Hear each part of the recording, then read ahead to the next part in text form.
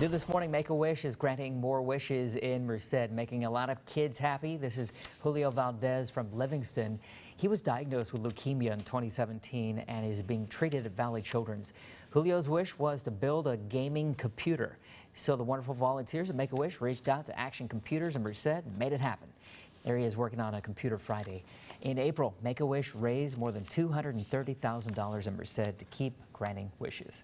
Coming up on Eyewitness News this morning.